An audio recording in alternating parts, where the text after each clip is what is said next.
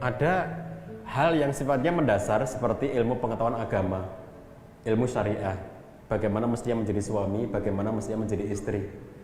Termasuk dalam konteks ini misalnya adalah fikih suami, fikih istri, misalnya fikih nafkah.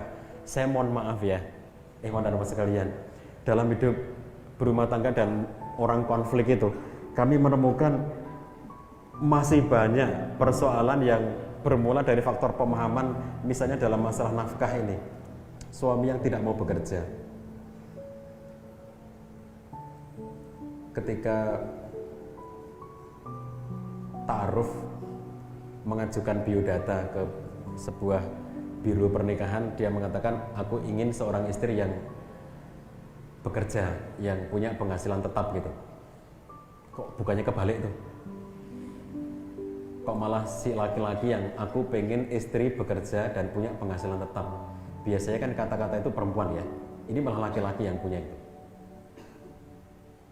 Terus ternyata begitu kemudian memang dapat istri yang bekerja mapan, itu membuat hidupnya sangat santai dan bahkan kemudian menjadi tidak bekerja. Nah, ada problem-problem yang muncul akibat suami tidak bekerja dan yang bekerja hanya istri. Ada banyak problem. Problem pertama adalah problem masalah pembagian peran yang tidak benar. Karena mestinya kalau kita tegakkan syariat, mestinya yang harus bekerja mencari nafkah itu laki-laki. Yang berkewajiban mencari nafkah itu laki-laki. Sekaya apapun perempuan yang dinikahinya, laki-laki itu tetap berkewajiban untuk mencari nafkah, menghidupi kebutuhan hidup berumah tangga. Semua konsekuensi ekonomi yang muncul akibat hidup berumah tangga adalah kewajiban suami. Sekaya apapun istri karena dapat harta dari orang tuanya yang kaya raya.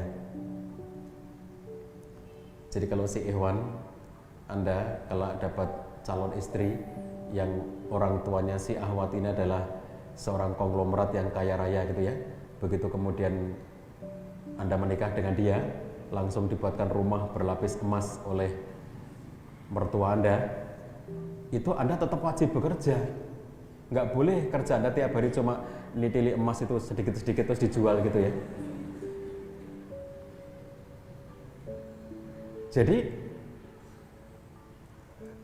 kadang-kadang di lingkungan kita begini nih ya, kita merasa, oh apa ya ada kayak begitu gitu ya. Jadi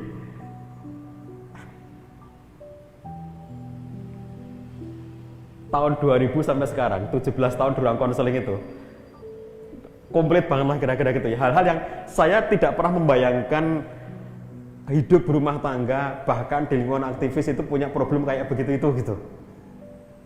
Makanya kalau kemudian mendengar curhat itu ada kata-kata seperti ini.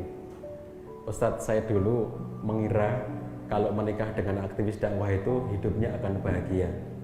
Saya dulu mengira kalau menikah dengan ustadz itu maksudnya seorang laki-laki yang ustadz gitu, bukan dengan saya, tapi menikah dengan seorang laki-laki yang dia tuh ustadz gitu, itu akan bahagia.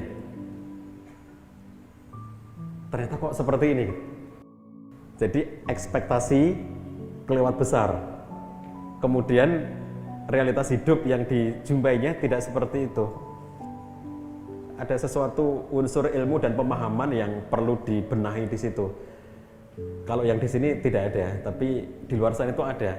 Bahwa ada laki-laki itu nggak mau bekerja gitu ya. Masya Allah lah, kami itu ngapain gitu. Kalau perempuan tidak bekerja mencari nafkah itu nggak ada dosa sama sekali karena tidak ada kewajiban bagi dirinya. Tetapi kalau perempuan mau bekerja, maka itu harus diomongin dengan suaminya, boleh nggak aku bekerja?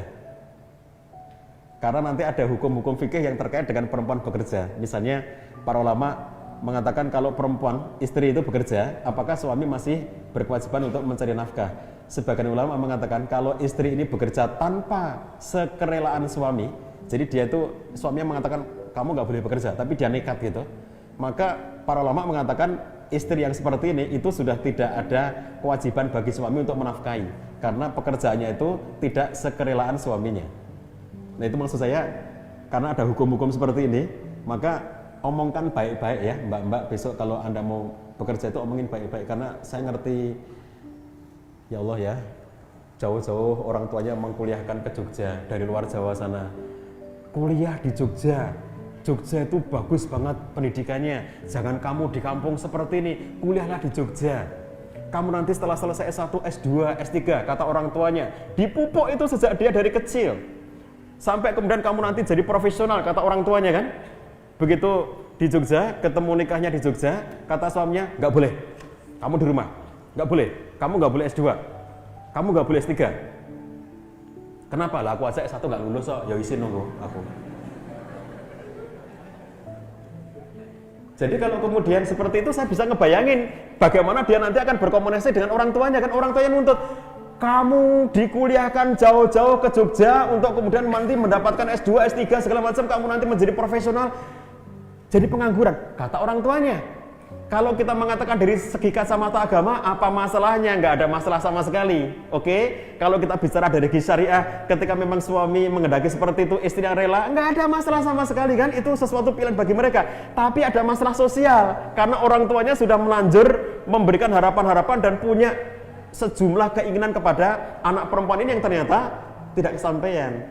Ini akan bisa menjadi problem komunikasi, problem dengan mertua dari yang laki-laki kan, orang tua yang perempuan itu, kalau kemudian tidak ada komunikasi yang baik dengan mereka. Nah ini kan contoh kalau kemudian kita melihat ada hal-hal yang sifatnya ilmu agama ya, perlu dipahami. Fikih nafkah itu, mohon maaf, ini tadi saya katakan ini kristalisasi dari pengalaman di ruang konseling. Kami banyak menjumpai problem seperti ini. Jadi tolong ya, ini dipahami. Mungkin di sekolah pranikah kurang detail karena memang waktunya pendek, atau sekolah calon ayah, sekolah calon ibu, saya tidak tahu sedetail apa fikih nafkah dibicarakan. Fikih nafkah itu bukan hanya dipahami oleh kaum laki-laki, harus dipahami oleh kaum perempuan ya. Perempuan bekerja itu harus sepersetujuan suaminya. Makanya karena ini nanti sensitif bagi Anda para perempuan, omongkan ini waktu ta'aruf, jangan diomongkan setelah menikah, nanti sensitif banget itu. Omongkan waktu ta'aruf. Aku pengen bekerja. Kalau Anda nggak mau bekerja, sampaikan ke suami Anda, aku pokoknya besok nggak mau bekerja. Nggak mau kerja apa? Ya nggak mau apa-apa. Nyuci nggak mau, masak nggak mau, pokoknya nggak mau apa-apa. Gitu. Ya sampaikan suaminya nanti mau nggak, itu waktu ta'aruf kan? Itu kan masih bebas. Nanti si laki-laki ini, ya aku seneng kalau kamu kayak begitu deh. Alhamdulillah, aku nanti akan nyuci, aku nanti akan masak. Alhamdulillah.